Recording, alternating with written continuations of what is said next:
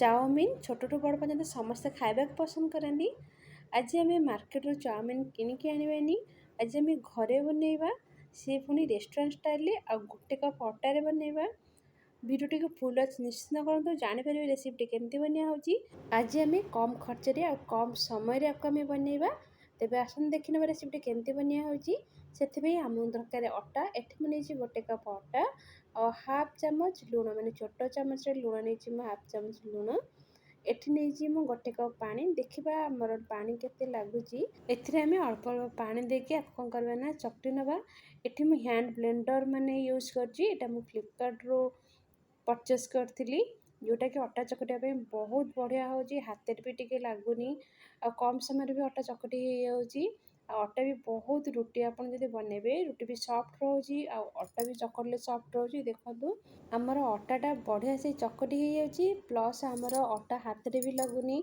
ଆପଣ ଏଇ ପ୍ରୋସେସ୍ରେ ଦେଖନ୍ତୁ କରିବେ, ନିଶ୍ଚିନ୍ତ ଭାବରେ ଇଏ ହେଲ୍ପଫୁଲ୍ ହେବ ଆପଣମାନଙ୍କ ପାଇଁ। ଏଇଟା ମୁଁ ଟ୍ରାଏ କରିଛି, ମିନିମମ୍ 8-9 ଦିନ ହେଲାଣି ମୁଁ ଆକୁ ପରଚେସ୍ କଲିଣି। ଦେଖନ୍ତୁ ଅଟା ବହୁତ ସଫ୍ଟ ଅଛି ଆଉ ଆପଣଙ୍କୁ ବେଶୀ ଚକଟିବାକୁ ବି ପଡ଼ିବନି। ଆକୁ ହେଲେ ହାତରେ ଆପଣ ଟିକେ ମାନେ ଗୁଳାଟାକୁ ସମାନ କରିନେବେ।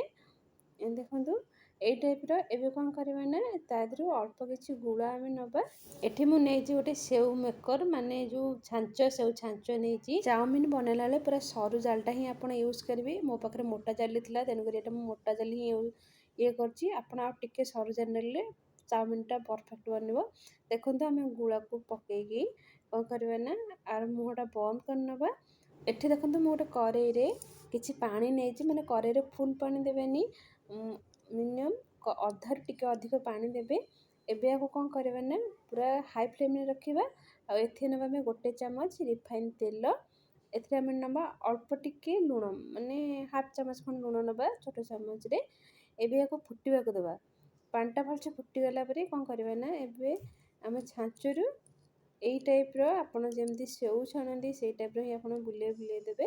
ଆଉ ସେଉଟା ଟିକେ ମାନେ ଛୋଟ ସାଇଜ୍ରେ, ଇଏ ଟିକେ ଲମ୍ବା ସାଇଜ୍ର ଆପଣ ରଖିବେ। ଯେତେବେଳେ ମୁଁ ଆକୁ ଫାଷ୍ଟ ଟାଇମ୍ ବନେଇଲି ଭାବିଥିଲି ଜମା ବି ଭଲ ହେବନି, କିନ୍ତୁ ବହୁତ ଟେଷ୍ଟି ବନିଥିଲା ଚାଉମିନ୍। ଆଉ ଦେଖନ୍ତୁ ପକାଇ ସାରିଲା ପରେ ଆକୁ କ'ଣ କରିବା ନା ଆମେ ହାଇ ଫ୍ଲେମ୍ରେ ଆଧିରେ ଗୋଟେ ଫୁଟଣ ଆସିବାକୁ ଦେବା। ଆକୁ ବେଶୀ ସିଝେଇବେନି, କାହିଁକିନା ଅଟାଟା ଫୁଲିଯାଏ। ଆକୁ ଆପଣ ସାଙ୍ଗେ ସାଙ୍ଗେ ହିଁ ଗୋଟେ ଫୁଟଣ ଆସିଲା ପରେ ଛାଣି ନେବେ। ଦେଖନ୍ତୁ ମୁଁ ଛାଣି ନେଉଛି। ଆଉ এই ସମୟରେ ଗ୍ୟାସ୍କୁ ଲୋ ଫ୍ଲେମ୍ରେ ରଖିବେ। ଦେଖନ୍ତୁ ବଢ଼ିଆ ଦେଖାହେଉଛି ଚାଉମିନ୍ ଯେଉଁ ଟାଇପ୍ର ଦେଖାଯାଏ ଆମର, ଦେଖନ୍ତୁ ସେଇ ଟାଇପ୍ର ହିଁ ଦେଖାଯାଉଛି। ଆକୁ ଆମେ ଛାଣିକି କ'ଣ କରିବା ନା ଏଠି ନେଇଛି ମୁଁ ଗୋଟେ ଜାଲିରେ ଆପଣ ପକାଇ ନେବେ। ପକାଇକି କ'ଣ କରିବେ ନା ଥଣ୍ଡା ହେବାକୁ ଦେବେ। ମିନିମମ୍ 5 ମିନିଟ୍ ଆକୁ ଥଣ୍ଡା ହେବାକୁ ଦେବେ, ଫ୍ୟାନ୍ ମୁହଁରେ ରଖିଦେବେ। ଦେଖନ୍ତୁ ଇଏ ବଢ଼ିଆ ସେ ଥଣ୍ଡା ହେଇଛି। ଏବେ କ'ଣ କରିବା ଯିବା ସେକେଣ୍ଡ ଷ୍ଟେପ୍କୁ।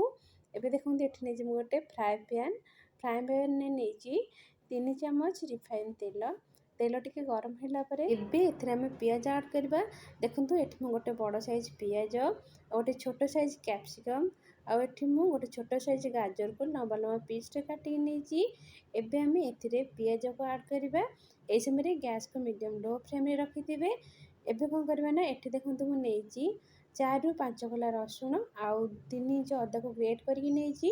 3ଟି କଞ୍ଚା ଲଙ୍କାକୁ ମୁଁ ଏଠି ଦେଖନ୍ତୁ ମାନେ ମଝିରୁ ଚିରିକି ନେଇଛି। ଆପଣ ଚାହିଁଲେ କଞ୍ଚା ଲଙ୍କାକୁ ଛୋଟ ଛୋଟ ପିସ୍ରେ ମାନେ ଗୁଣ୍ଡ କରିକି କାଟିକି ନେଇପାରିବେ। ଯେହେତୁ ଆମର ଛୋଟ ଛୁଆ ଖାଇବେ, ତେଣୁକରି ମୁଁ କ'ଣ କରିଛି ନା ଆକୁ ବଡ଼ ବଡ଼ ସାଇଜ୍ରେ କାଟିଛି। ଆଉ ଚାହିଁଲେ ବି ଆକୁ ଆପଣ ବାହାର କରିପାରିବେ। ଏବେ ଆକୁ କ'ଣ କରିବା ନା ହାଲକା ଟିକେ ଭାଜି ନେବା। ବେଳେବେଳେ କ'ଣ ହୁଏ ନା ଚାଉମିନ୍ ଖାଇବା ପାଇଁ ଛୋଟ ଛୁଆ ଜିଦି କରନ୍ତି, କିନ୍ତୁ ଘରେ ନଥାଏ ବନେଇବା ପାଇଁ। ଆଉ ଯଦି ଆପଣ ଏଇ ପ୍ରୋସେସ୍ରେ କରିବେ ଟିକେ ଇଜିଲି ବନିଯିବ। ଏବେ କ'ଣ କରିବା ନା ଏଥିରେ କ୍ୟାପ୍ସିକମ୍ ଗାଜରକୁ ଆଡ଼୍ କରିନେବା। ଆଡ଼୍ କରିକି ଆକୁ ଟିକେ ଆମେ ହାଲକା ଭାଜିବା। ଆଉ ବେଶୀ ଭାଜିବେନି, ବେଶୀ ଭାଜିଲେ ଜମା ବି ଭଲ ଲାଗିବନି। ଚାଇନିଜ୍ ଫୁଡ଼୍ରେ ଟିକେ କଞ୍ଚାଳିଆ ରହିଲେ ଗାଜର କ୍ୟାପ୍ସିକମ୍ ଭଲ ଲାଗେ ଖାଇବା ପାଇଁ। ଏବେ କ'ଣ କରିବା ନା ଆକୁ ଟିକେ ହାଲକା ଭାଜିଲା ପରେ ଏବେ ଆମେ ଏଥିରେ ନେବା ଗୋଟେ ଚାମଚ ସେଜୱାନ୍ ଚଟନି। ସେଜୱାନ୍ ଚଟନିଟା ଦେଲେ ଚାଉମିନ୍ର ଟେଷ୍ଟଟା ବହୁତ ବଢ଼ିଆ ଆସିବ। ଆଉ ଏଠି ଏବେ ମୁଁ ନେଉଛି 2 ଚାମଚ ଚିଲି ସକ୍ସ।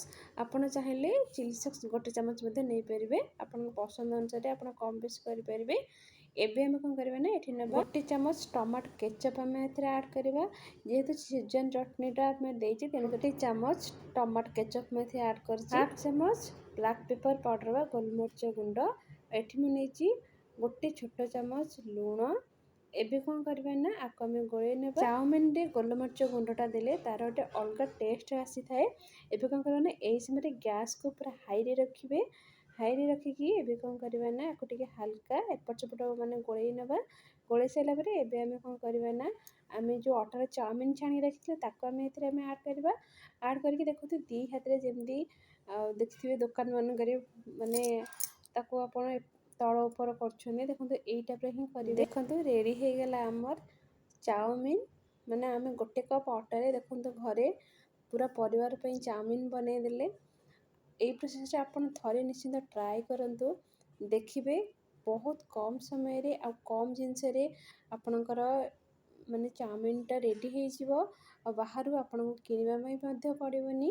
ଆଉ ହଠାତ୍ ଯଦି ଛୁଆ ମାନେ ଜିଦି କରନ୍ତି ଖାଇବା ପାଇଁ କିମ୍ବା ନିଜର ଇଚ୍ଛା ହୁଏ ବନେଇକି ଖାଇବା ପାଇଁ, ଘରେ ଚାଉମିନ୍ ନଥିଲେ ବି ଆପଣ ଏଇ ପ୍ରୋସେସ୍ରେ ବନେଇକି ନିଶ୍ଚିତ ଭାବରେ ଖାଇପାରିବେ। ଏବେ ଆକୁ ଆମେ ସର୍ଭ କରିବା। ଆଶା କରୁଛି ଆପଣମାନଙ୍କୁ ରେସିପିଟି ନିଶ୍ଚିନ୍ତ ଭାବରେ ପସନ୍ଦ ଆସିବ। ଆଉ ଏ ରେସିପିଟି ଆପଣମାନଙ୍କ ପାଇଁ ନିଶ୍ଚିନ୍ତ ଭାବରେ ହେଲ୍ପଫୁଲ୍ ହେବ। ଆକୁ ଥରେ ଆପଣ ନିଶ୍ଚିନ୍ତ ଭାବରେ ଟ୍ରାଏ କରନ୍ତୁ। ଆଉ କେମିତି ଲାଗୁଛି ମୋତେ କମେଣ୍ଟ କରିକି ଜଣାନ୍ତୁ। ଫ୍ୟାମିଲି ଫ୍ରେଣ୍ଡ ସମସ୍ତଙ୍କ ସହିତ ନିଶ୍ଚିନ୍ତ ଭାବରେ ସେୟାର କରନ୍ତୁ। ରହୁଛି, ନମସ୍କାର। ପୁଣି ଦେଖାବା ଆଉ ନୂଆ ଭିଡ଼ିଓରେ। ସେପର୍ଯ୍ୟନ୍ତ ସମସ୍ତଙ୍କ ଦିନ ଶୁଭ କରିବାକୁ ଭଗବାନ ସମସ୍ତଙ୍କୁ ଭଲରେ ରଖିଥାନ୍ତୁ।